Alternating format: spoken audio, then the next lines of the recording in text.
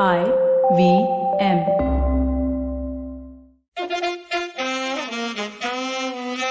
कृपया ध्यान दीजिए, the language used on the podcast may not be fit for consumption. We warn you, tread carefully. But listen yaar, don't be so conservative. Wow. Folks, it's Cyrus Says, and I'm the only person who says wow and Cyrus Says in the same sentence. It'll never be heard before or again. I just want to mention this is our debut in the new studio before we bring Mangalam on. Lots to talk about. I think it's his first time on. I'll get to him in a second. This is our new studio. You can see behind me. I'll poke the wall to show it's real. There, see, you can see that this is not somebody holding up a board, which is what I used to do in the 90s. This is a studio. And I don't know if I'll turn this slightly. And you may be able to see that Silvery and me are together for the first time since the pandemic started, March of 2020. So that's 2 years almost we've been apart. And it was a very emotional reunion. I went and said, Silvery, and he looked at me and said, who are you? But, you know, I don't care. I felt the emotion. That's more important. Just want to quickly talk about, we also have Vinay, who's now, Vinay, you're the producer, right? I hope you're in the frame. Can you move? Yeah, there you go. That was Vinay. He didn't bother to even get up. His lack of respect for the show is clear.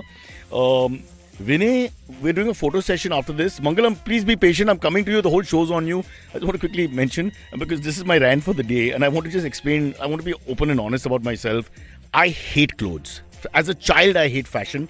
I'm just anti-fashion. Almost with arrogance, and like it's a thing to do. It's fashionable for me to hate fashion. Anyone who knows me, grew up with me, works with me many times knows this. Yesterday I got a call from Vinay, asked me to get 3 pastel colored clothes and 3 lilac colored pants, and I fainted. I just didn't know how to react. It was like someone talking in German to me. I just know, but I didn't want to disrespect him, so I said yes, maybe, and I tried my best. But I just want to tell you, Vinay, this is love.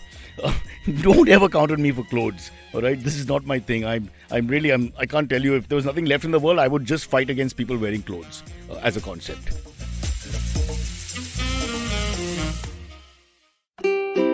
Habits? Routines? How exactly do they help us get better? Well, to simplify it for you, tune in to the Habit Coach podcast. I am Ashdin Doctor, and I'm going to be here to help you get better daily with some simple, easy to do habits that you can easily adapt to your life. So tune in to the Habit Coach podcast from Monday to Friday, because I believe that awesome lives start with awesome habits. But now here's someone you were wearing a suit before we started the show, and now you're down to the shirt and tie, Mangalam. What's going on? I thought that I was wearing enough clothes for both of us. So. You were. The formality of the show has gone out of the window. I thought we'd start with this guy in a suit and all that's gone now. Because I got to introduce you. First, people don't know this, but you're French. It's Mangalam Maloo. Is it not? Maloo is a kind of name. You must have got a little, because it's easy, but it's also too easy. So I was thinking, growing up and all, did you get a few people who are a little confused with the name and not able to, because it sounds too good to be true. So I have the really difficult ones, or, the Maloo. It's actually pronounced Malu, and that rhymes with a lot of other words like Chalu, Alu, Bhalu, all of that. And that's what happened. This is the research team who said it's pronounced Malou and it's French. This is the research team. This guy. So long as he put me in France and not Kerala, because a lot of people would say Malou is Malayalam. Hey, that's racist. How dare you prefer France to Kerala? The south of France and the west of Kerala is exactly the same in terms of coastal accessibility and FSI and whether the government will let you build or not. So remember that. Mangalam, before we forget, I need to give your profile out, which you please bear with me. I'm 50 years old. I left the glasses in the car because I had to travel today to come to work for the first time. Me and the Prime Minister are the same now. We travel to go to work. Can you imagine? That's true. Wow.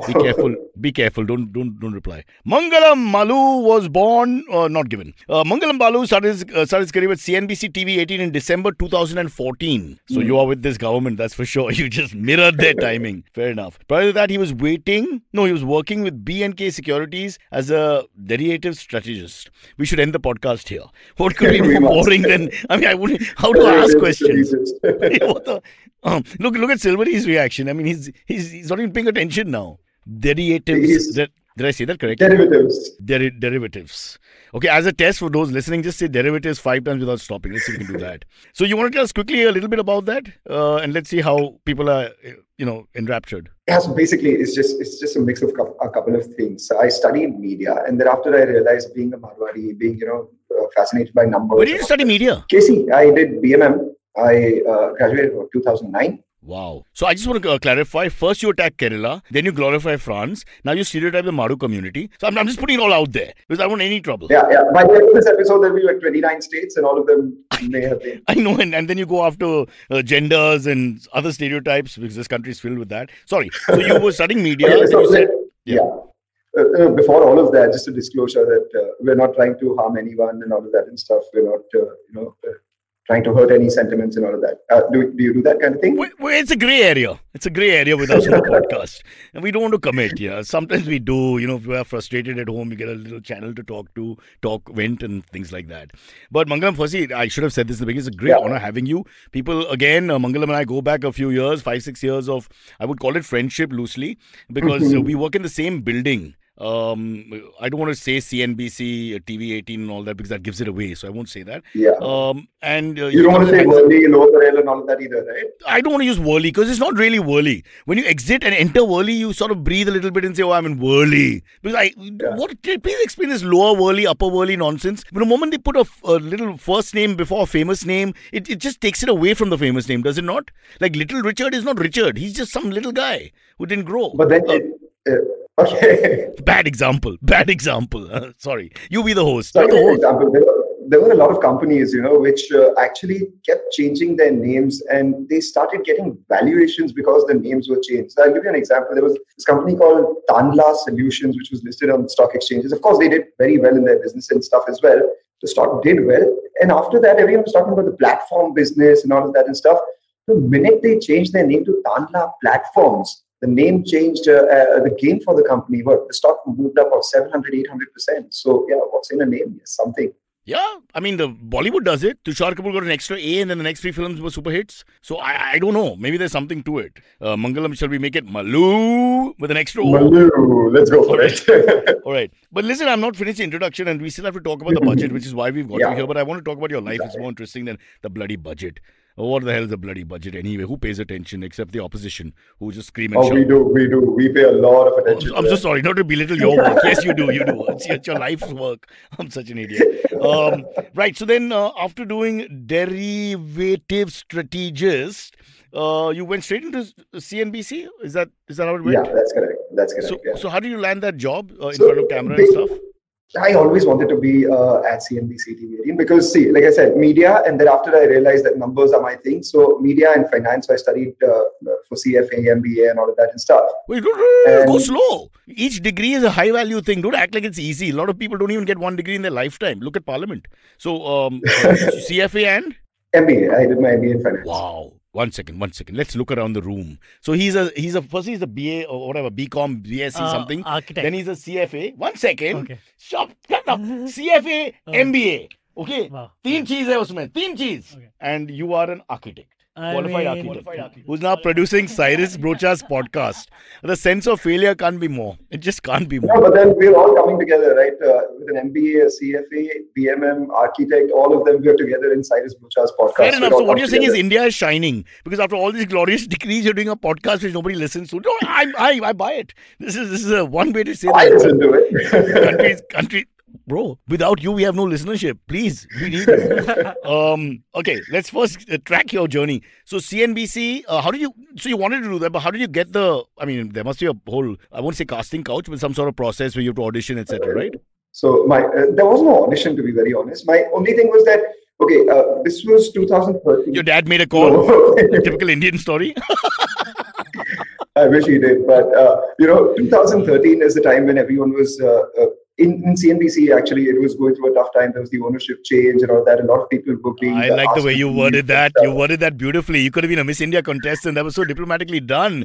Yes, it was an upheaval it was a carnage in terms of sport. Yeah, go on. No, you said it, not me. So, at a time when there are people being asked to leave left, right, and center, I was this person trying to enter this organization, and in a team where there is very low attrition. People don't go for years and all of that. The average age of our team in this organization would be around 8 to 9 odd years, if not more. So it was an uphill task because then you have this HR black box where you send all your emails to your resumes and all of that. No one listens to you. So then my mission was to get rejected by the highest person ever, because I don't want to get rejected for an interview by the HR or, anyone. Who's the highest person who can reject me? Fail, but fail shaan se. Fair enough. Fail shaan se, yes. Lose at the World Cup final, don't lose in the qualifying rounds. So then I figured out that Shireen Bhan was the managing editor. How do you reach Shireen Bhan? That time you had social media and all of that and stuff. So I tweeted to Shireen Bhan, and then I kept tweeting to her. The first tweet got a reply? The first tweet didn't get a reply. The next couple of tweets, one of them did get a reply saying that, Mangalam, why don't you send me a resume? And the problem is that I've gone ahead and gone for the shot, and she said, why don't you send me a resume? And that was a googly that I didn't account for because I didn't know her email address and all of that and stuff. And it'd be extremely embarrassing to ask her Twitter, email address on Twitter. So then I went onto the CNBC website and I saw the domain name was network18online.com. So I just took a shot, shireen.bhan@network18online.com. It could be that, right? So I sent it, and surprisingly, that was correct. I hit pay dirt out there, and she replied saying, hey, we're not looking for anyone right now. Why don't you write to us in 3 months? I was like, I have nothing to lose. This is where I want to go. And every other thing that I had done in my life so far was, a culmination towards going here, media and finance put together, because this derivative. See, the exact words of Winston Churchill when he becomes prime minister in 1940 to fight the Germans and win the war for the Allies. Eventually, this is what I was born to do. So you're making this comparison is perfect, I think. So you suddenly realize that this is everything is bearing fruit for this one journey of yours, which starts now with that message to her. Sorry, I shouldn't interrupt my pointless point here. In hindsight, it sounds great and all. That time I was like, "Kyun nahi ho raha hai, yaar? What's happening?" No, but you have to wait, right? She's give you a 90-day staggered. She's given me a 90-day, 1 quarter, financially speaking. So then what happens? Then 90 days later, I write again, because what's the downside? On the day. A couple of days here and there. Even banks give you 3 days, yeah. So I was like, what's there to lose? I want to be rejected by the highest person, so let's do it chance here. She says 90 days, 93 days or whatever. Then I wrote to her again and all of that and stuff. And surprisingly, one of those 90 days, it turned out to be about 6 months or so. She said that we may have an opportunity for you. Why don't you come down for an interview? I said, okay, yeah, cool, I will do that. And the interview was in Lower Parel. Again, here's the story. the karma of your life. Gosh, you can't escape it here. You waited for like 180 days, all your life practically, wanting to do this through jobs and wanting to get rejected by the highest person and all that. The interview was, started at 6 p.m. I said, okay, I was that time working at Fort and my office got done at 4. So I said, okay, 4 to 6, manageable. Lower Parel, worst case, you get there in an hour, 15 minutes max. So I took that road, and turned out there was some procession going on out there. I don't want to name, communities, political parties, no, religions, and all of that. This is on the Joe Rogan podcast. We can't take shots at people. No taking any shots. The point was that on that JJ flyover, I was stuck. Oh, I know exactly. I know exactly what happened. So, and I was like, gosh, what's happening? It's been so long for me to get this opportunity. I get this opportunity. And of everything, an unannounced rally, whatever, is making me wait for that interview. So at 6, I called the office and I said, I'm stuck in terrible traffic. And Lata Venkatesh, who's the executive editor, she took my interview. She said, no problem, Mangalam. I have been to the RBI myself a handful of times. I was like, of course you have. And I know how bad the traffic can be. Why don't you come tomorrow? I said, no, coming tomorrow. Let me just come today, because I don't know whether I get that opportunity again or not. And at 7:30, I reached there. And, wow. 3 hours for those who are outside Mumbai. That's like 5 kilometers. 5 or 6 kilometers. I would have reached Pune. Yeah. So for this alone, you deserve the job. For this alone, I would have given it you without an interview. That you sat through this traffic and the ordeal of processions. Again, we are secular. We hate all processions. Yeah, go on. Yeah, this spared me the interview, I guess, because the first 5-6 minutes of the conversation were how traffic is extremely bad in Bombay. And But you sort of relax, right? When you have this kind of situation, the whole pressure of that exam that you're going to is gone out of the window because trying to get there, so the fact that that pressure goes into that, and when you reach the actual exam area, you're not feeling any pressure anymore because you're so happy to be there, right? So in a way, it works for you because your body language must have been really relaxed, and then you probably make extremely sweaty. I'll be very honest because it was fine, so hot. But the real you is presented. Otherwise, you'd have come all tight, and you take a little while to crack that ice and all that, and feel comfortable. I'll tell you about pressure. What happened was the minute I got wanted to pee on the JJ flyover. I've done it. Government approved. I'll show you the spot where they say 20 kilometers and less. Pee there. All right, because people wave to you and stuff. Yeah. No, but there are cameras out there as well, right? They don't charge you for peeing. They only charge you for going. If you're peeing faster than 20 kilometers per hour, then they stop you. But I don't think they can really measure that. What happens to the people under the flyover? Well, who asked them to live there? Come on. The government has told you clearly, pool ke niche kabhi nahi. In fact, talking of, there's a bloody pool if I've ever seen one. I pee in public also. Not only in public, for them it's like cocktail party. Like they say, we don't have an item number or a comedian, so Silvery will just urinate for everyone, and he does it, and people clap. And I get paid and all. Was the pun intended?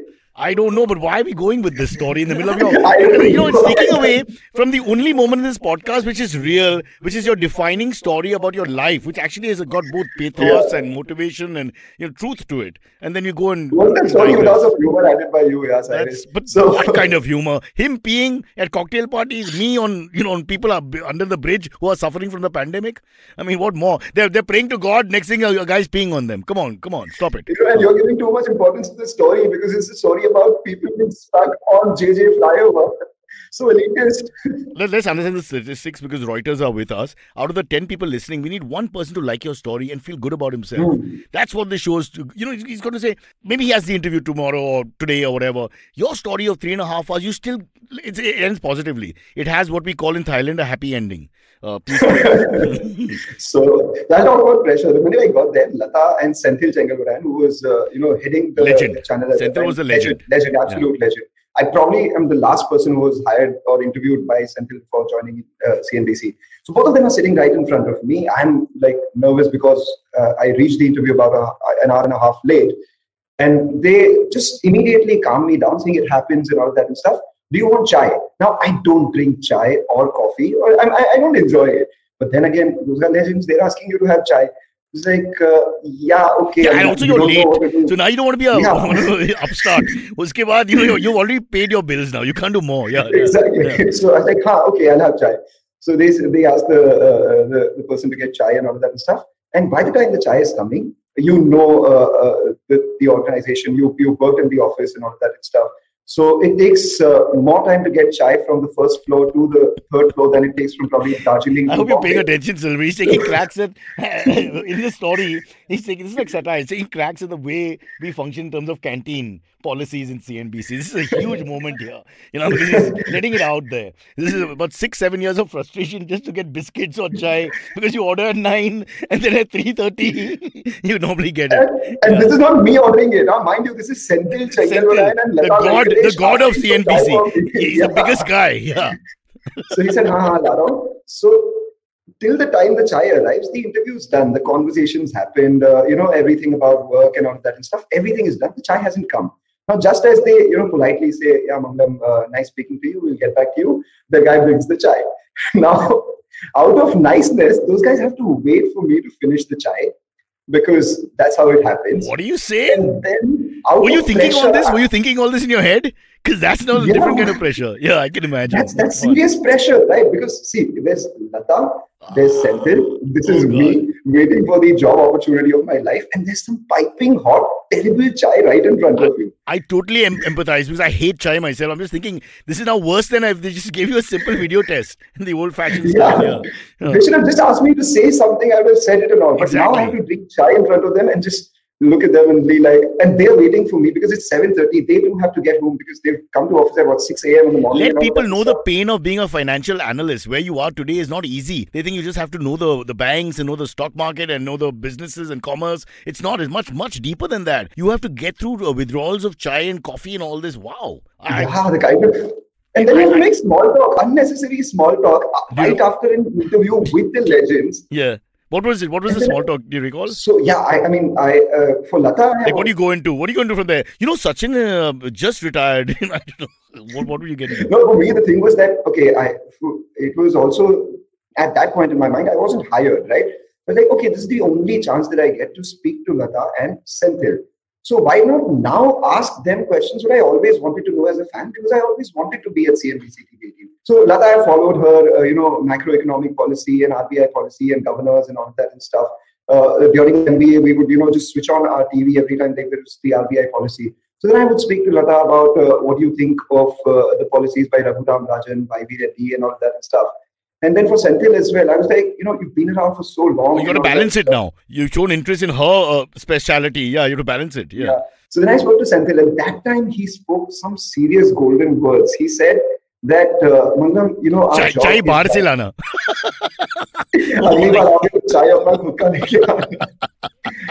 That's what he gets from the market. Yeah, sorry, go on. No. He said, so, what you're going to do here is that of a surgeon. The job is similar to that of a surgeon. You are expected to save lives of patients. If you save lives, you won't get any congratulatory messages or anything of that sort because that's your job. But ensure that no patient dies on your table. And that was crazy because... That's now more pressure. Yeah, you had 3 hours in a car without peeing. Pressure. Oh my God. And then having that hot chai and then being told about ensure that no patients die on your table. And why? Why did you have to say that? Suddenly, like it was a normal job in your head. Yeah, that suddenly relieved me because I'm like, what does he mean?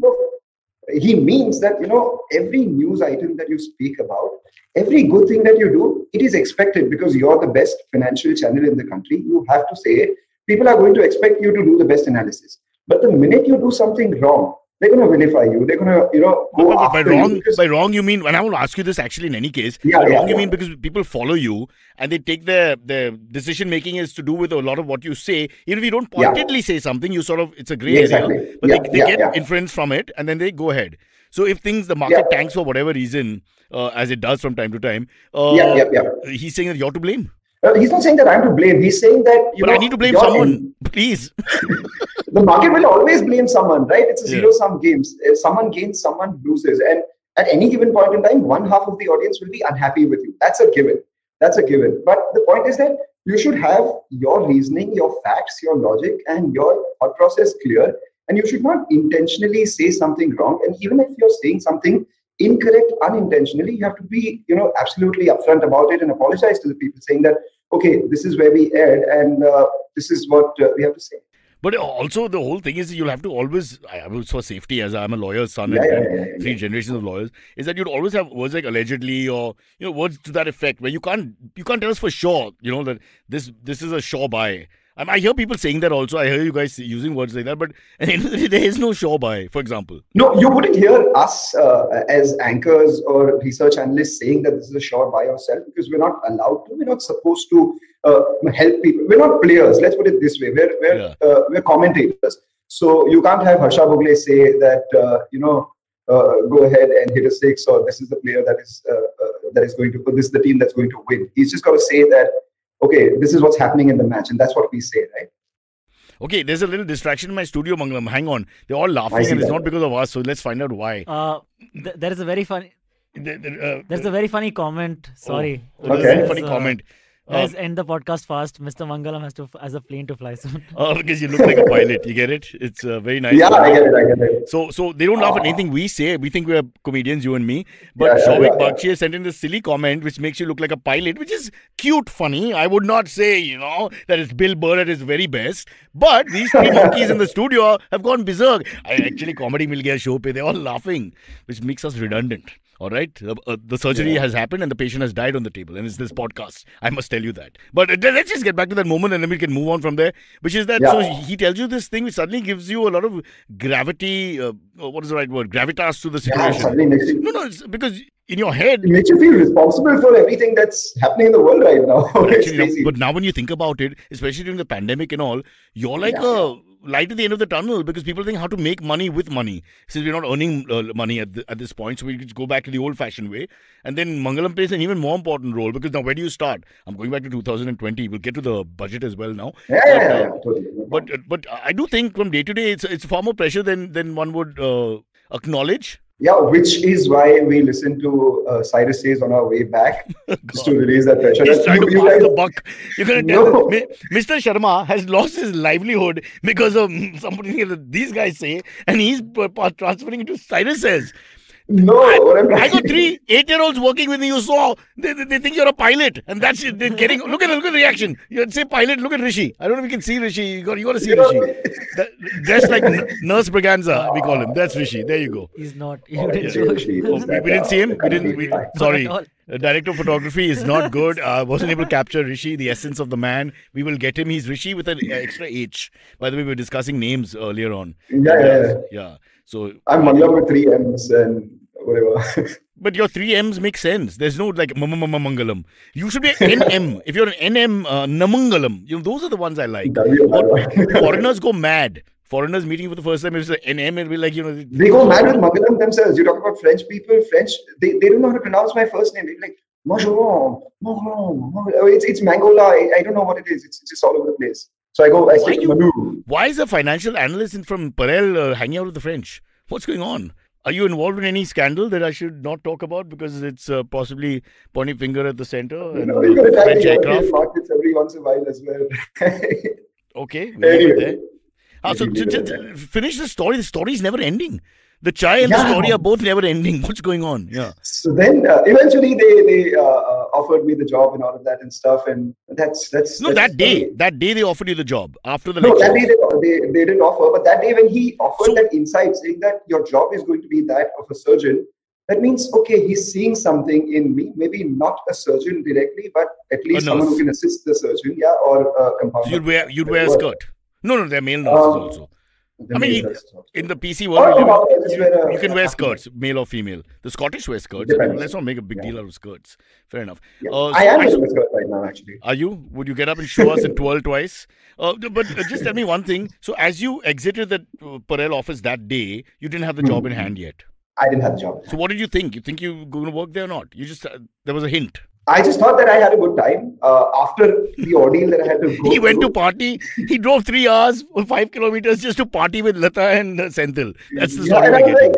The base was that you're going to get rejected by the highest person, right? So now even if I do get rejected, it's by the executive editor and the legend of CNBC TV18. Mangalam, there's a request. Sorry to interrupt. Can you just say this line? Ladies and gentlemen, fasten your seatbelts.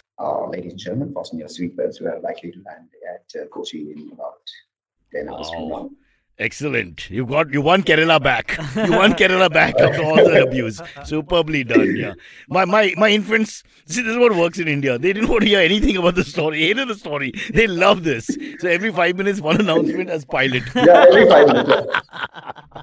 It's okay. Bro, what a nice story. So when do you get the job? So when you drive back, and the irony is that the drive back is 10 minutes. 7-8 minutes.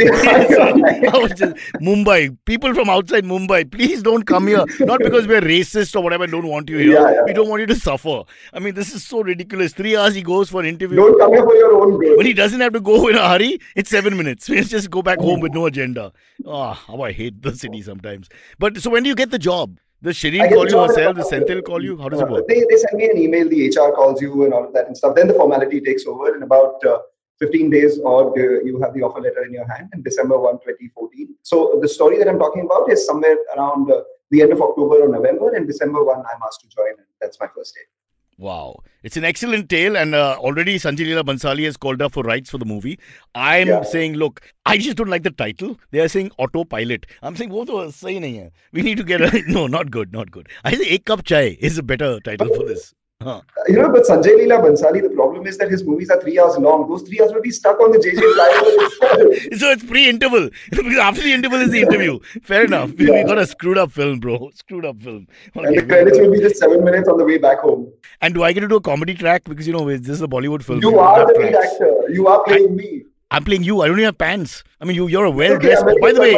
By the way, Mangalam is very polished and well-dressed for those who don't know him well enough. What you see on camera, he's actually like that. He's never kind of guy you'll see badly dressed or badly kept.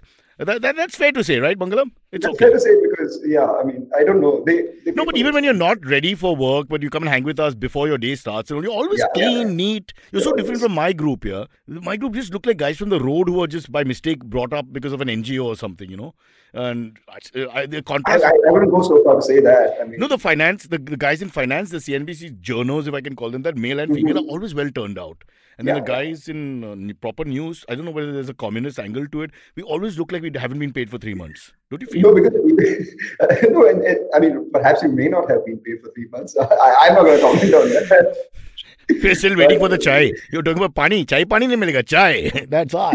Okay. But in our case, the thing is that, between 9:15 to 3:30, you're standing at the slips, right? Kabhi bhi kuch bhi aa sakta hai. So you always have to be ready. Because if the news breaks, you don't run first to the makeup room to, wear your tie and all of that and stuff. You just jump and you have to analyze. Wow, that's fun. This is like being a doctor on call, especially in these months. Where we have this, the big rise for the budget. You have a lot of respect for doctors and all. I would just call it a slip fielder. Yeah. I don't have that much respect for doctors. I believe they overcharge. And also, I don't like the fact that they call everyone at the same time. After that one experience where 15 of us were waiting at the 5:30 appointment, where I rushed to be on time, 5:25 I'm there, and everybody's standing in the same place. And finally I asked them, what time are you? 5:30. What time you called? 5:30. You can't call 15 people at 5:30.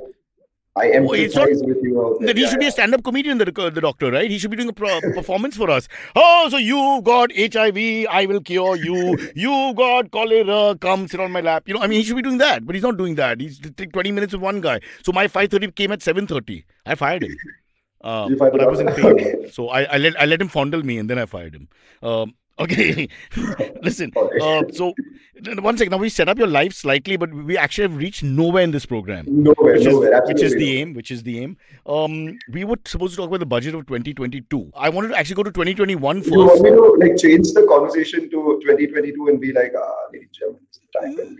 वो भी कर सकता है, because can you do it in your pilot voice? The board pilot voice. Ladies and gentlemen, we are flying over Jaipur. 30,000 feet below Pink City, Jaipur. Because they do it so often, there's just no feeling left. Would you like to audition for that? Let me try. You can say no. You never say no. You never say no to silence. Yeah. Too sporting, brother. Yeah. The people who listen to our show, the regulars, the live, so let's say a small bunch of people, but they are very, very active. Let's call them dynamic so that we don't upset anyone. They will pick every little thing that happens, they will pick on. Now, your tie there, Ruben David has started. Poor guy came prepared to talk about budgets, now flying a plane. You see, so we're screwed. This is like good trolling. Okay. Yeah, it's just like good trolling. So you just have to take it on the chin. It's like sledging in the old days when then cross lines and abuse your mom, dad, and everything else. So this is all good. This is fine. Just before we take the break, just a couple of words, then we'll go to the budget post break. It makes more sense because Silvery is the man with the money and he wants to talk as well. Yes, please. The one question I want to ask you is, do you, in your 6-7 years, is there one budget which has stood 14, let's say, to 22, so 8 budgets actually, I would think, or 7 budgets at least. Which one would stand out as the best? Is that a fair question, firstly? And is there one where Mangalam came up saying this is, for the country, a great budget? To be very honest, it's a little difficult because, ever since... You don't care. No, not because we don't care, because ever since I joined, every year something or the other did happen, right? My first year, 2014, first we had the interim budget because the government had changed. Then we had another budget. There were 7 budgets that first year, Yes. 2 of them. So then that happened. Thereafter, 2 plus railway 2, and it goes on. Well, yes. Then the other thing that happened was the railway budget was scrapped. And then you had just one budget combined into 2. And from 28th or 29th of February, that was moved to the 1st of February. And it was on Saturday. So, the entire idea of a budget and your first budget took away from the quality or the quantity of the budget or the announcements that were made. And that weren't too many as well because the government was new and they were just coming off a huge fiscal deficit. But that was a piece of genius to try and place it on 29th Feb, which comes once in 4 years. Because I thought that would be great. Aaj ka budget to nahi hai. But be in touch when you call the government. And then immediately after that, we had GST. So, things changed for the budget because the central and the direct and indirect tax regime had changed. So we had to work around that. And immediately after that, there was demonetization. So that had its own impact on the economy and the budget and all of that.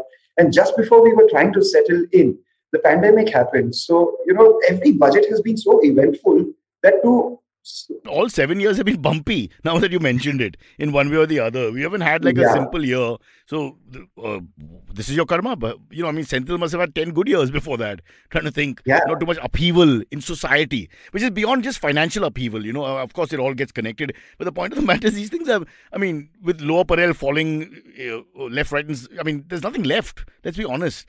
But they said it was going to be... The short point about all these things is that, I like that. That's criticism, the short point. Yes, go on. Sorry. So the short point among all these bumpiness and all of that and stuff is that no matter what happens, over the last 7 years, when I joined, the first budget, the Nifty was close around 8,000. And now, as we speak, it's 17,500. So over the long term... Will it go over 1 lakh? I heard this ridiculous rumor that in the next year and a half of recovery, it'll go over 1 lakh. Is it true or rubbish? 1 lakh is rubbish, I would say. But at some point in its lifetime, it will go to 1 lakh, right? I won't put the time to that. I know. You mustn't commit. No analyst should ever commit. Committing is the wrong thing. Yes, that's what they say, right, in the financial world, that if you give a target, don't give a time. If you give a time, don't give a target. And if you give both the target and the time, just ensure you're not there at that time. That was Lata Venkatesh's prediction, not yours. She said that. Okay. No, I'm just saying the seniors, you can always beat the seniors because they've got that equity going for them. Look, we have to take a quick break because you, as usual, go on and on and on. Can you do it in your pilot voice and just say, ladies and gentlemen, we'll have to stop the aircraft and then we'll come back in a second. Ladies and gentlemen, there's a bit of a detour that we have to take right now. So we'll just take a detour of Kochi, go perhaps to Madras and come back in just a short while.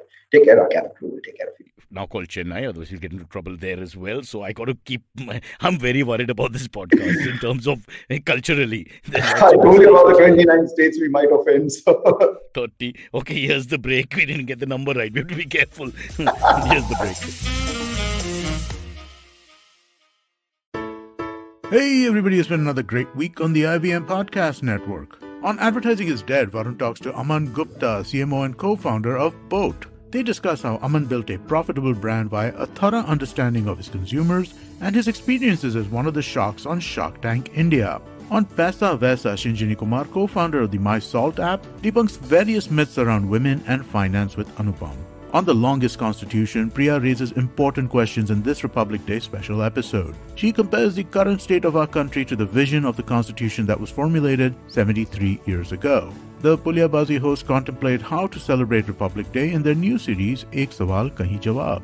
And on the Life Manifesto, Zarina teaches us how to say no and create healthy boundaries. Also, just one quick announcement for everybody. We would like you to check out the new version of our Android app. It's available on the Play Store. It's a really interesting take on how to listen to podcasts. Do give it a look and let us know what you think. We're open to feedback on all of our social media channels. We're IVM Podcasts on Twitter, Facebook, Instagram, and LinkedIn. Also, do remember, if you're enjoying this show or any of our other shows for that matter, please do tell a friend. Word of mouth really does help. And don't forget to rate us on any of the platforms you're listening to us on. And you can also check us out on YouTube. And we have a number of channels there at ivmpodcast.com/YouTube where you can take a look at them. And finally, we'd like to thank our sponsors this week, Bank of Baroda and CoinSwitch Kuber. Thank you so much for making this possible. Yes, welcome back. Mangalam has gone to sleep because he was watching his own podcast. This happens to me all the time. I totally understand. Mangalam, my good friend Silvery has joined us. You know him, Antariksh, yes, the artist known as Silvery. There's a 3 window now, which happens miraculously 5 seconds too late. Silvery is actually the budget guy here because he's the guy who handles money in this office. This is what I do, yes. Basically, when we want lassi, we give him $30. He goes down and does the accounts. And then he takes like 1/3. He drinks 1/3 of a lassi and gives it to you because that was TDS. It's called Punjabi by nature. You're right. but if we have time, demonetization, etc. as well. But I think the one thing we want to really talk about, because the people who listen to the show are very interested in this, crypto. Okay, now give us a little bit about what the budget says about crypto, and then also your personal insight. Because, we hear all kinds of, always hearing cross purposes from different, let's say, lobbies. Yeah. So, it's the first time ever that the government in any forum, so to say, has recognized digital assets as a digital asset, so to say. By doing, how have they done that? They've announced a tax, a 30% tax on transfer of virtual digital assets. This virtual digital asset could be defined as NFTs, could be defined as cryptos, or could be defined as anything which is a form of a digital token. Does that make it legal? No. this 30% tax on digital assets is the same as the tax that we have on lottery, same as the tax that we have on any sort of gaming winnings and all of that and stuff. Yeah. So, what the government is essentially telling you is that we recognize that there is something like this which is currently taking place. And if you are making money off this, we better get our share from it. And these are not my words. These are the Revenue Secretary's words. Said that to our channel here on CNBC TV.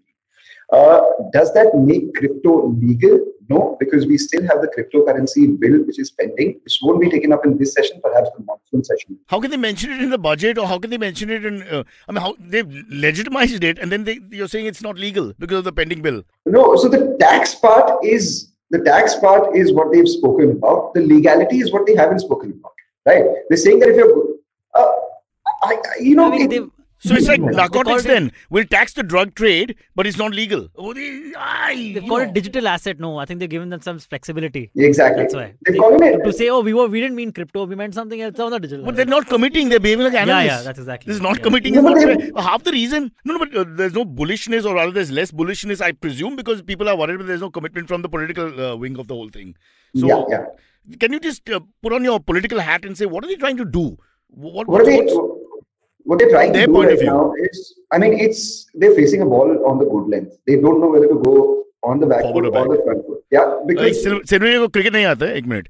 Silvery, that ball is a cricket ball, not what's in your pant. So do not overreact. He's worried. And the bat? He's worried why Mangalam is interested in what's, it is a very personal conversation. Okay, cool. The bat, you want to take this further? This has not been a bad enough podcast. You go ahead. Why is there only one ball and one bat? Balla ka matlab kya hai? Come on, take your time. Shavik will soon send us a reminder. Wait, to what's fly the boundary again? Okay, sorry, go ahead. Don't scruff the ball. That's what he's trying to say. Sorry. But you're lovely, your metaphors, and we're killing the moment. Your intelligent metaphor and just destroyed. So it's a ball where you can't go forward or back. No, but I'll just put devil's advocate. Never use devil with government, but just for a second, what do they believe in it or not, or do they not know what they want to do? Because that's what's coming out to me. So there are three things in which crypto can be, classified. One, is it currency? But it turns out not. Currency is, it's used as a medium of exchange, and there are a lot of things that are, preceding something to be. Elon Musk says it's currency. Great for him, but the thing is that can you, with all due respect to Elon Musk, I'm sure he's listening. Too late. So the thing is that your Tesla's cancelled. The thing, so you can't be, buying something today and get into a contract with someone on cryptocurrency, say 3 months from now, because you don't know what would the price be. Given the sort of fluctuation, currency is supposed to be a lot more stable than what cryptos or Bitcoin or all the other are, right? The second thing is that currency has to have some sort of government backing. And assuming that government will go ahead and legalize something which has no government backing makes no sense. It's like, the government trying to legitimize something which the government hasn't approved of it in the first place in any case. So it's that. And the third thing is that will they use this, or are they defining crypto as an asset class? What is an asset class? An asset class is something like a gold, something like investments that you have and all of that stuff, which may not be used as currency on a daily basis, but it is used by people as investments, right? So it could be either an asset class, it could be a currency. Government is definitely, I don't think any government apart from the government of Ecuador has announced crypto as legal. Legitimize it fully, yeah. Yes. So that I don't think they fear that the whole system will be overrun and everybody will switch to a culture of crypto, and the cash and the white money as we have it disappears. And this that is one fear. The second fear is that you don't have any international accountability. How do you trust a system which has no international accountability from the government? Now today, for money to go from India to say XYZ countries, we are not fully capital account convertible. I can't take all my money and put it into the US, etc. But if it's Bitcoin, which doesn't have any international borders, the only border is digital versus real, then governments don't have roles to play in that. And when things are great, it is great. But when things are going south, the government won't be able to control it because it couldn't control it on the way up either. God, Mangalam, now I'm more confused. I actually thought, we'll talk and I'll figure this out. Now I'm actually more confused. And I'm shooting something for Bitcoin in 48 hours, just by the way.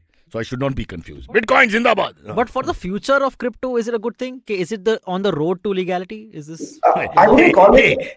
You're pushing him to give you make you I feel don't know. weird. Because let me tell you, the background. Background case, man. No, but They've it sold does the seem Powai like that, house. They have sold the Powai house and invested in crypto. He's now living in a chawl in Lower Parel. correct. Okay. Just, with a lot of crypto, but no house. Yeah. He's got crypto, and Did he buy a big house in the metaverse? he may be laughing. Yeah. He may be laughing, but bought a building within a couple of years. You never know. But I'm just saying. No, a lot of people So have he wants you to commit, brother.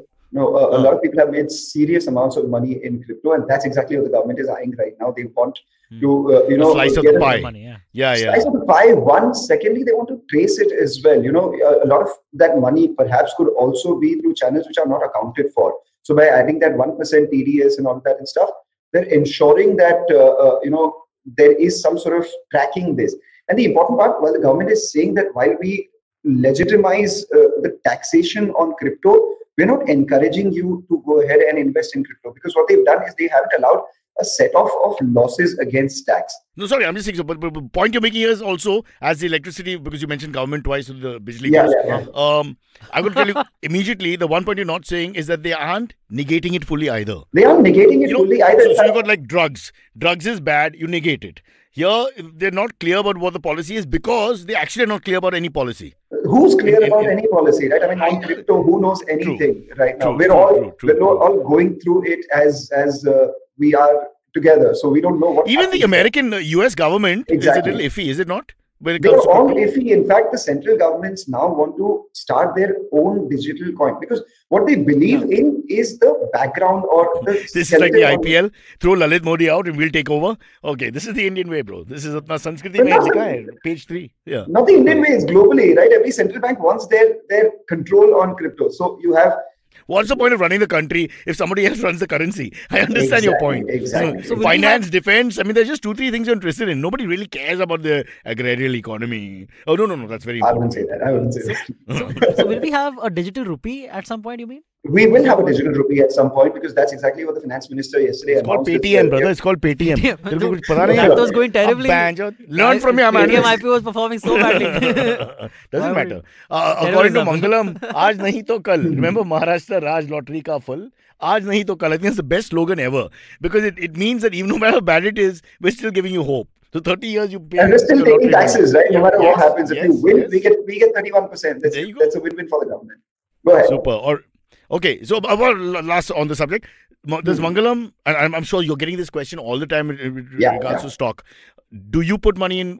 Have you put money in crypto? If you don't mind answering, you don't have to tell me how much. No, I haven't put money in crypto. One, because I'll be very honest, I don't completely understand the legality of cryptos, and you don't want to be putting your money in something where tomorrow someone comes and tells you that this is not legitimate money, or we're not recognizing this as your legitimate source of income. You don't want to be doing that, because that takes away your credit. Do any of your ministerial friends, especially in the union cabinet, have they put money in crypto that you know personally? I wouldn't know of that. How can you say that? Mangalam, you have chai with everyone and you hate chai. So I know your stories. What the hell is going on, Silvi? We called the analyst on. He's not telling us the inside story. Okay, Mangalam, he's going to ask you more intelligent questions on the budget. One more thing is about healthcare. Yeah. Like there's a serious reduction in expenditure on healthcare for this 2022-2023 year. Yeah. And they're saying that's not a great thing, because you're citing there's a lower vaccination requirement, but it's not like our healthcare system has been performing so well anyway. So all that money that was coming in, why are you reducing that? Let that come in. Silvi, that's a tough one, because from some perspectives, our healthcare is not the worst in the world. Because from a global perspective and the way the pandemic is run, India actually is not looking like the worst. Initially we were. I think the first 6 months we look amongst the worst. But so I'm not taking far be it from me to take the government side ever. I'm just saying. Mangalam, you answer. Why am I answering? The only thing is that everyone's looking at the dramatic reduction from last year. But last year was a one-off year. They had accounted for some 43,000 crores earlier, and because of the vaccination drive and all that, they bumped that number up, revised that number up to 71,000 crores. And it's not that this year they're not spending anything on healthcare. It's come down from 71,000 crores to around 41,000 odd crores, if I get that number correct, 1,000 crore here or there. The point is that, it's not that they're not spending on healthcare. It's just not that they're not spending as much as what they did last year because of the vaccine. Could it be too much of a good thing? The marginal utility of the product. 2 years of healthcare, both bored ho gaya hum log, kantal ho gaya. Let's spend on something else. Football! No, so they're spending. Actually, their plan is on capital expenditure, which is, You're spending on roads, you're spending on highways, you're spending on Stop infrastructure. Stop it. I won't get to center, but I can speak state here. This is spending on roads, stop it. Because the road doesn't happen. So why are you spending on the road? You might as well just throw the money on the road and let us collect it. It makes more sense. You talk about inside stories. Let me tell you something. I learned from someone who knew someone in the government and all of that and stuff. And this answered a lot of questions for me. Cyrus, do you notice why is it that there are more roads dug up than flyovers or bridges that are built? Because it is easier. And these are not my words. This is words of someone who spoke to someone. So don't directly target me for this. They said it is easier to fudge the numbers when you dig than when you construct. Because if you are constructing a flyover, then you have to give an account of the kind of cement that you use, the amount of cement that you use, and the amount of construction that you've done. And for the construction that you've done, everyone can easily see, okay, this is what it's has happened. Tangible, physical. Tangible. Yeah, correct. But today I tell you that I have dug this road and I have pulled out, say, 10 tons of stuff from inside. And I actually pull out just 1 ton and I cover the road. Who's to say? God. Right? Mangalam, they're just digging roads up for fun. They're making money on it for no reason. And this is not just India. This is not just India. I was traveling with someone. It's all 4 countries: Pakistan, India, Nepal, and Sri Lanka. No, even Turkey for that matter. Someone said that Turkey, the beautiful country of Turkey. The kind of corruption that you can see in a country is. So what do you think? This is 101 corruption, is it? This is directly correlated to the kind of roads that you see. No, PWD digging is always the essential thing. So digging is the essential thing, not building. So which is why every time you travel, you just see people digging the road and not building anything on it. And the metro, they promised me 2021. I spoke to so many people. They said 2021, whatever happens in the pandemic, they say we can gallop now. Ab log to nahi hai, to kar sakta kaam. And that gallop didn't happen. Because the workers themselves went home. I don't know what happened. There's like 2 guys at every metro shelter having chai, thinking of you. You're talking about the budget and you bring me back to that pain point. It comes to the same thing because the money is wasted. You're saying that they're targeting the money, the expense on infrastructure. Yeah, infrastructure is always, like you've just explained to us, it's like a dragon, man. Nobody can control infrastructure. And I would, if I had a kid now, I would say try and work in PWD anywhere in the world, if not in India, where I think there's so much creativity for you to make money without anyone really knowing, as you have just opened our eyes to. So forget crypto, guys. The real money is in digging. That's the lesson we've learned today, and please take that at heart. The pilot has. So instead of Bitcoin mining, you're better off mining the roads. Yeah, there you go. Yeah, fair enough. And in China, they have miners and they have roads, and that's miners spelled MINERS. Just want to mention. Okay, Vinay is putting his hand up, which means he's watching a game of cricket, I think. He's given a decision. But he's trying to say something. Yeah, bolo. Mangalam, so like in layman's terms, what would this budget end up You don't have to say layman's terms. No. He knows he's talking to idiots. Correct. That premise is there. There's no need to say, guys, please help me. Don't use technical financial jargon. But what does this end up meaning for the middle class? What middle class? You live in Powai, 4-bedroom house. What middle class? We're all middle class. I hate middle class acting. only. What is? You're not middle class. Well, I mean, kind of. The true middle class of India is not you. Okay. Our listeners, listeners might your bloody listeners are all upper middle class. There's no middle class. What does this mean for the upper middle class? Middle class is the person who's always at the end of the month, their salary is by 20th over. He's running out of money. You're not. This guy is a terrible guy. He owns land in Goa. He owns land in Delhi. He has Punjab property which he doesn't know about. Bitcoin. The debts. Bitcoin तो boss उसका पूरा हाथ गया उसमें. He's huge in Bitcoin. He's huge. And I don't know, yaar, we're middle class. This is like a mantri. Oh, I'm son of the soil, middle class. Lamborghini में आ गया. कौन सा angle से son of the soil? No son of the soil is in Lamborghini. Okay. I mean, but okay, what does it mean for middle class, upper middle class, and low income households also? Oh, you care so much, Baba? I mean, yeah, it is. He cried in the first 6 months for people who were walking, the migrants walking back and all. He cried so much. See, they say the economy is made of the middle class because... What middle class? You don't know anybody. Because we are... The middle class gets taxed, but they are also the ones who spend the money in the economy, right? Exactly. They are the ones who will make the demand and will buy your products. If you two rich dudes talk about middle class, I'll listen. No, I'm not a rich person by any stretch of imagination. Well, see, in the Madhu community, there's no middle class. Huh? There's super rich and rich. The rich are the poor. They're super rich and rich. He doesn't know. He didn't grow up with them. I've grown up with all Madhus. I'll explain to you this. I've grown up with all Parsis. It's no different. The poor, for them, are the rich. Because they are not as rich as the super rich. That's it. Sorry, Mr. Malu, you were saying something. No. I have to be extremely honest. There's absolutely nothing for the middle class in this budget. Primarily because there's no change in taxes from last year, right? Everyone was expecting some sort of tax stops, some sort of some sort of announcement that would leave people with more money in their hands immediately. That unfortunately has not happened because maybe the government wanted to spend a lot more on the infrastructure that I just spoke about, and their hands were tied themselves because they couldn't, let go of the revenue that they may be generating this time around to go ahead and fund this capex and fund the infrastructure or government spending that they're going to do over the next 3 to 5 years. This is not particularly a bad thing because in the immediate term, you get some money, you spend, you do great things, and that money is forgotten in that particular year. But now if you're spending on roads, if you're spending on infrastructure, if you're spending on things that are making business, doing business easy in the country, then you have a longer term horizon of, putting the economy on a growth path, which eventually will help you. So from a medium to long term standpoint, great. Immediately, nothing. But Mangalam, let's get to the more positive news, which is 60% of Parliament didn't understand the budget because Nirmala ji spoke in English. Yeah. So how's that going to translate now? I mean, many of them are like, kya bola, usne? And they all think they're middle class, by the way. All these guys in special security said they're all middle class. In absolute layman's terms, if you have to explain this budget, the biggest positive was that there was no negative. And the biggest negative was that there was no positive. Let's put it that way. Super. You should be a comedian. You're superb. You answered nothing after 1 hour of special budget for which you only spent 10 minutes on the topic, by the way. We got nothing. Thank you so much. You're in the right place. So you would say the digital assets thing is the flashiest part of the budget, right? The digital assets thing, the CapEx infra that they have announced, the fact that, they have bumped up the CapEx infra by about 35%.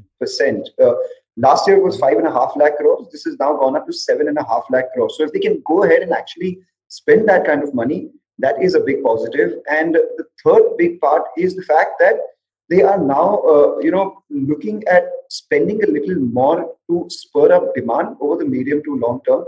So that's, I think from a long-term standpoint, it's strong, medium to long term. But then again, that's India, right? No matter what happens in between 2014 to 2021, 22, you see the Sensex doubling. Bumpy roads. Doubling, yeah.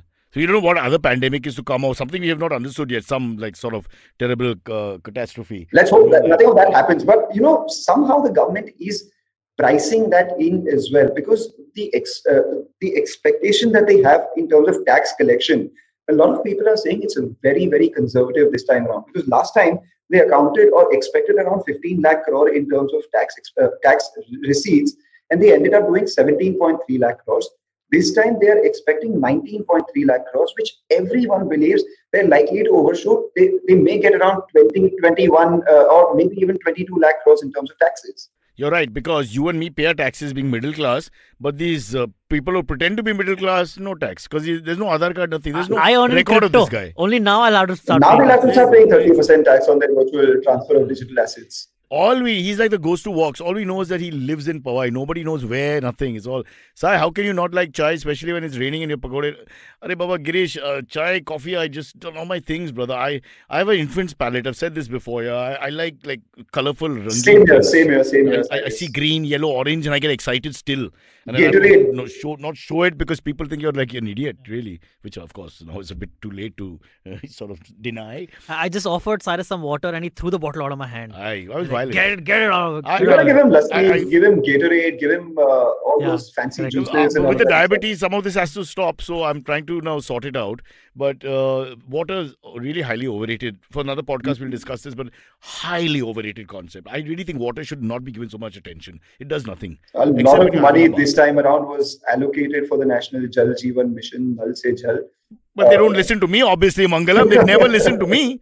I mean, that's clear. No, look at the roads, the digging up. Over the medium term, that's an insanely awesome project if it happens. Because you and I sitting in our cozy homes and all of that and stuff, we don't understand the impact that it can have on consumption when water is available in your house 24/7 or it's in a tap in your house.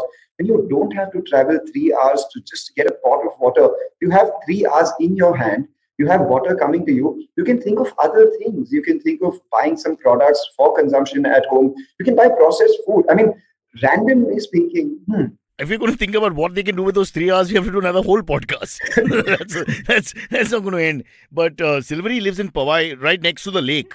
The tertiary effect of all these things, of construction, capex, water reaching your houses, is a lot more on the economy, the multiplier effect, than what you and I, the cozy I do can get it. Yeah. But on that note, I have something which a little complaint offline I was telling you as well. Yeah. Whenever I'm trying to source the budget, especially when you go on YouTube and want to look at bits, I'm always getting stuff which has no bearing on me. Yeah. Like I know everything about the farmers getting equipment can be borrowed and taken on hire, and there will be subsidies for certain such equipment. That took me about 15 minutes, and I suddenly realized I'm not a farmer.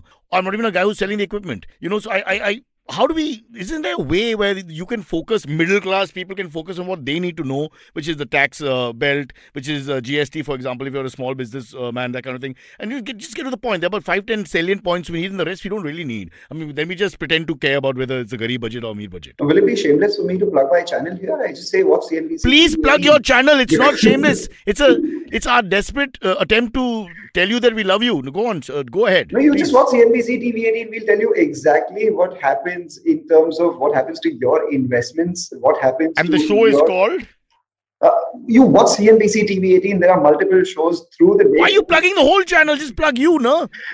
I mean, sorry, the whole channel can't be good. There's no, like, MTV was horrible most of the time, except when Nikhil was on. Come on. No, I didn't watch. Chat privately with your guests. There's some message going back in the back here. I just got distracted. I don't know what's going on. I'm so sorry. Chat privately with your guests. Iska matlab kya hai? What he's trying to say is that we are doing a lot of inside jokes here, and we should be doing this not on a public forum, and we should do it. Is that what he's trying to say? No. No. You're too intelligent. don't give your reasoning doesn't work in our little small pool. Yeah. I was being told by my co-producer that we should ask about Make in India and what the budget means Make in India before we get to the AMAs. Yeah, finally. So one thing that they've done for Make in India and startups, etc., a couple of things. What they've done. One, they've people are putting out the podcast. What have you done, producer? I don't know. Sorry, Mangalam, please continue. We're riveted. Make in India के बारे में उसका असली अर्थ क्या है? Make in India के बारे में असली अर्थ ये है कि they've announced production linked incentives and all of that and stuff. That was announced last year, and the incentives were available to you up until investments that you made in 2023. But they've extended that by 1 year. They've extended that to 2024. So all investments that you make up until 2024 will be eligible for this incentive scheme that they've done. So, you can continue to invest for about 1 more year. That's the one thing that they've done. And, when Cyrus asked me about what is the best or the biggest budget announcement that you've seen over the last few years, what I've noticed is that some of the biggest announcements made by this government have been outside of the budget. Over the last 2 or 3 years, if you notice, ever since demonetization, what are the big highlight announcements that were made by the government? Demonetization was one of them, outside the budget. Corporate tax cut, that was made outside the budget. The big packages that they delivered to, for the country in terms of the ECLGS scheme, or be it the production-linked incentive scheme, all of that was done just at the pandemic, outside of the budget.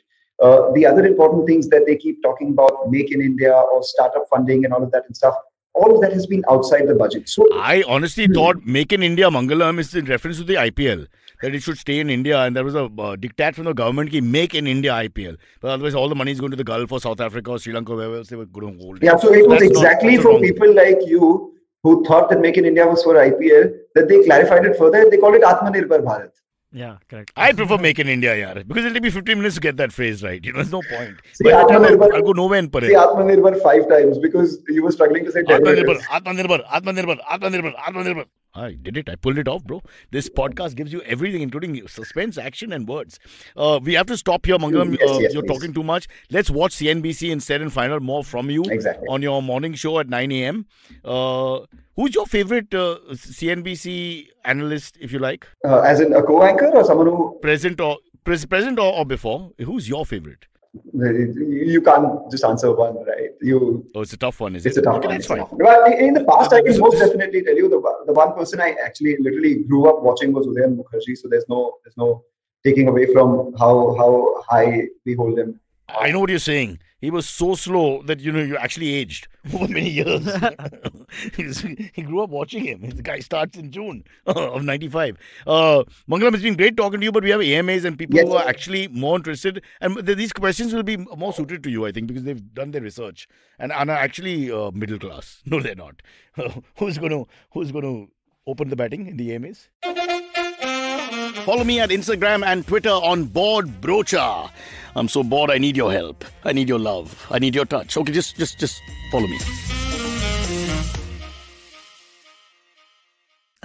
It's Harvespa Kasad. Harvespa. I'm from Ahmedabad. Yeah. Parsi chai, Parsi. Gujarati bolis thodu. Yeah. So he says, question for Mangalam. According to you, what could be the possible reason behind no change in the income tax slab in the current budget? A couple of reasons. One, they had limited fiscal room because the government wanted to spend. By fiscal, I mean what the government spends and the government earns. So they had limited room to cut those taxes. And the second thing, and this is again, just my hunch, there was no immediate political benefit of cutting the taxes, right? The next elections are in 2024. And now I like your thinking. If there's no matlabi thinking, why should anything be done? I mean, but I like that. I can live with that. If show me the matlabi thinking. Don't think about welfare and all that. Welfare and all is a dead concept. Yeah. So these are the only two possible reasons. Everyone's confounded by why there was no cut in the income tax slab. And the other thing is that even if they do cut they won't increase the income tax slab, because what this does is that takes away a lot of people who already, they want to widen the number of assessees. Even if they have 3.7 crores and most of them are zero tax paying people, they don't want to, I like the way you physically... Zero tax paying people, did you like how the camera weird on zero tax paying people moment immediately on... You widen the lens immediately. I mean, I can also do that. I don't know if you pay your taxes. He is in the HNI category. He has to pay the most amount of taxes in the country. Yeah, right. That's right. Because of the money the relatives have left me, apparently. Is Cyrus at Silvery's home? No, but I am sitting on his lap, in case you noticed. Yeah. Silvery. So those are the two reasons. Sorry, Mangalam, but the meaning of that last question, not about finance, but the fact that he bunks work and it's going on. He's the kind of guy who's going to exploit the pandemic situation. You're going to have co-workers like that and will come because it's now always flexible, right? Going forward. See, if you stay in Powai, why would you want to leave it, Cyrus? I agree with you. Why would you want to leave Powai? Ghar ka khana. Yeah. Your mom is there. Your mom is there means you don't have to do anything. Everything is done for you. Your office is in Bandra, right? The studio, we like to call it studio. I know you guys have offices. Ours is just a friggin' studio. Yeah. But there's a lassi guy downstairs. So if you ever come, you don't have to come up. Khan is upper Bandra. Oh, stop it. I can't bear that anymore. One day we'll just do that. Just the roads of Mumbai. Let's do a whole podcast.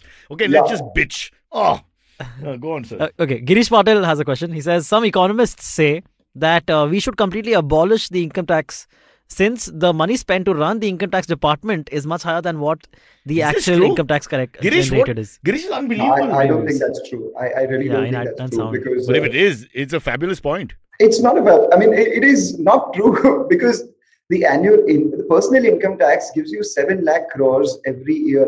That's what is estimated next year. Small offices dotted across 30 odd states and union territories. I'm not saying it's adding up, but it's a sizable fiscal figure. It is a sizable fiscal figure, but you completely abolish it and let people run amok. It's not that, a lot of it is also done to track the wealth and track the usage of that wealth as well. I can't be making hundreds and thousands of crores doing nefarious activities and not paying any tax, right? These guys who don't pay, these guys who just slip out of the net. That's the problem we're having, bro. That's the issue, really, really. Anyway, back to the next question. Next one comes in from Stranger Things. He says, why aren't we talking about the new 80 lakh houses for poor, Har Ghar Jal till 2023, 400 Vande Bharat trains, etc. So the Har Ghar Jal is yeah. So that's actually a very good program, though. They had like a massive success, and they have said 16,000. But on meter, Vande Mataram and Vande Bharat trains, and please, this is not something that you have to write letters of objection to, sound the same. Just the rhythm. Don't try this at home, but I'm just saying, as an observation, as a musical person with a rhythm sense, which I naturally have. And now that's pointless. We'll go back to you. Why aren't you talking about new 80 lakh houses for poor? We just spoke about Har Ghar Jal and new 80 lakh houses for poor. I mean, it's not a new announcement in the budget. It has been made announcements to this effect have been made in the past. They're just reiterating that. And PM Awas Yojana is already on. Isn't it a bit mean? Because the 80 lakh houses are there for the poor, and then the rest of the poor, what do we say next year? What do you say to them? 80 lakh in one. Oh, sorry. Ran out here. Well played, beta. Well played. Bijli. Sorry. It's very insensitive of us. So yes, we are talking about these things, stranger things. 400 Vande Bharat. Imagine if we ran Parliament, the sensitive Silvery and me sitting together, I mean, Netflix chalo hai bhai, budget next year. Super. I shudder to imagine how we would cover the budget at that point. I'm wondering myself, if there's a live game going on, for example, you have to suspend it, I mean, there's some sport going on in some part of the world. It's going to be really hard. Silva, Yes. you become the next leader of this country. I mean, I wouldn't mind. Yeah. Firstly, if people want to vote for me, I'm not pharmaceuticals will go up immediately, and that's a huge, money spinner for India. IT and pharmaceuticals. You get what I mean now? Wink, wink. Sure, yeah, I love it. All right. Okay, last. This one comes in from, again, another Girish Patil question. He says, this was the shortest budget speech, 90 minutes by Nirmala. 2 years ago, she clocked 2 hours, 40 minutes with 2 pages still to go. Cyrus, how long can you talk without a break? I can't do it. I'm breathless. The famous song is the best I could do one verse. But coming back to her, I saw parts of the speech and I felt sometimes she was a little bored, even in the shorter version. Just the delivery style. When you're talking to people and you're not interested, it's like when you're with relatives or whatever. That's why she kept it short, right? She was but that's, I'm saying, imagine the one which was very long as against this one. She's pumped up. She's talking more. Unless you really like the subject, like I think he could do it. I think it's a difficult because you're also going through areas which you have no empathy or no identification with. Yeah, let's be honest, okay? You're talking about like electrical things and electronic. Well, they're just industries which your scope is not there. So you have to do an acting job. I can't believe unless you're one of those real technocrat nerd type guys, which you're not. You're a pilot, but I'm just saying. Silvery, so don't make fun, okay? It's a tough thing to do. Read the budget. Yeah. And listen to the budget. Finance so hard. minister. Can you imagine reading? Ek joke sunao. Should Nirmala ji have put in a couple of gags? I thought in the middle. Because, if you go back in time... she put in a couple of shairis, so if that counts. So, and that is not funny intended. So, that was not right. That's mean. Wouldn't it be funny if someday they increase taxes and decrease taxes in the same budget? Yeah. Like, starting the budget, you say like, oh, so 50% tax. Back to and normal. then like, oh, by the way, it's only 30%. I was just kidding. Psych. And that'll be pretty... No, if you're in the equity markets, that would be a great cocktail for a heart. Yeah, I'm sure. Because the minute at the start of the budget, they say 80% tax, the Sensex tanks about 10%, and then immediately they say, oh, no, we were just kidding, the Sensex goes up about 10%. So we buy immediately, and then on page 37 of the budget, we sell. It just goes back up. Yeah. By the time you reach page 37, someone would have reached... Mangalam, why am I talking to you? I've got a genius here. I've got an absolute genius, boss. I should be finance minister. The middle class are fighting back, finally. Chalo, we do last one. Let's end on a nice note. Okay. This was horrible. Yeah. Okay, sure. This one, Akshay K asks, Mangalam, can you share your gym experience with Cyrus? And he also asks, Mangalam, any stories you want to share when Cyrus Brocha bullied you in the TV18 office? What rubbish! Kunal bullies him. I don't bully people. Oh, okay. Kunal is the serious one. Cyrus is actually the nicer. I mean, all due respect to Kunal. Loop it, I'll put it on Insta. Okay, please loop that. He came to talk about the budget and he just insulted Kunal for no reason. For no reason. No, with all due respect to Kunal. Super. But no. Yeah. His general appearance and the fact that he talks more than anyone else I know in terms of words per minute is intimidating enough, so he doesn't really need to bully. And then with the kind of weights that he lifts. No, that's you. And with the kind of weights that he lifts and all that stuff. I like the way you're sinking in the bloody sea here, but you're pulling it out. You're pulling it out of your ass, but you're doing it really well. I got the idea from Antariksh. At the start of the budget, you say 80% tax cut, and then Nice. Well played. 6. Well played. What a save that was. That was great. Yeah. But just to answer the question, we get along very well. It's not an issue. I don't know why we have to insult Kunal, but he's not told an untruth. He's not told an untruth. Yeah. So, but I have to, since we're talking about that, I have to just say that because I've been listening to this podcast so regularly, every time I have butterscotch ice cream, I remember Kunal and your story. The beggar, no? The beggar story. Yeah. It's true. Yeah. It's true. And that's what scares me about Kunal. I'm like, one day he's having some what idea, scares I'm like, me, should I- the people around us think he's the charitable one. They think I'm the truth. They think I'm the selfish, non-empathetic, insensitive, whatever. And he's the Mother Teresa. The guy who said that they'll not appreciate it because they'll never be able to afford, but if it was vanilla, I'll give it to her. How can you do that? To a beggar. That is so sad. And the beggar was, because he used to smoke in those days, Yeah. smoke and ice cream at the same time. So the window was down 2 inches with AC on. This is elite at its best. The disparity at its blowing best. smoke in her Blowing face while smoke in saying her- with ice cream cone. With the music, some Western English song going in the background. And she's going, And I mean, no, because it's a disservice to her to give her butterscotch. It's just a disservice. Go back and buy vanilla and I'll feed her. This kind of conversation. Rubbish. Poor thing. All right. She must have passed away because this is 20 years back. Must be dead by now. Yeah, sorry about that. Mangalam, this was great talking to you. I know you're busy. You've got to get back to work. You put the suit on Yes. and do your real job. I hope let's get him on. Can you come on and just talk to us in any case? Because not just markets. We can Anytime, go. anytime. Just fly a Whatever. plane down here to Bombay, man. Please, Just come please, here. Yeah. please. Anytime. Take us out with The only problem is there's no runway at Lower Parel though. Oh, shit. Or maybe there is. Maybe there is. Dikhta nahi hai. Maybe there is. Okay, cheers, bro. Can you take us out? Take us out with a pilot announcement since that's popular right now. All right. Ladies and gentlemen, thank you for flying. As Cyrus says, we've reached our destination. I hope you have a good stay. Don't let them answer that question because, it'll not be nice. The answers will be horrible.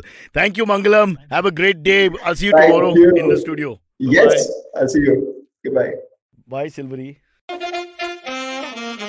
Okay, catch us on any of the podcasting apps. Please, we beg you, we need you. Send us your questions on Twitter on Cyrus Says In. Or you can email us, even if you're not female, on whatcyrussays@gmail.com.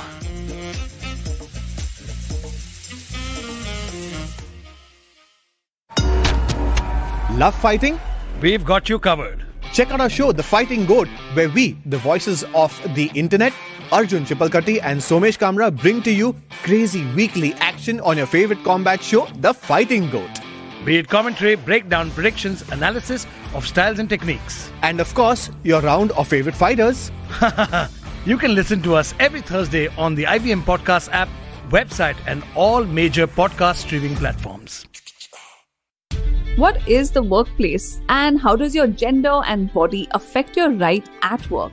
Hey, I'm Priya Mirza, and on the Longest Constitution podcast, we critically examine the vision of the Indian Constitution and laws. In season 1, we looked at sex, gender, sexuality in India, and the landmark judgments which transformed our rights as citizens in this country. In season 2, we discussed the laws which shape the workplace and examine how ability, competence, and merit impact us, and much more. Join me, Priya Mirza, every Wednesday only on the IVM Podcast app, website, and all the major podcast streaming platforms.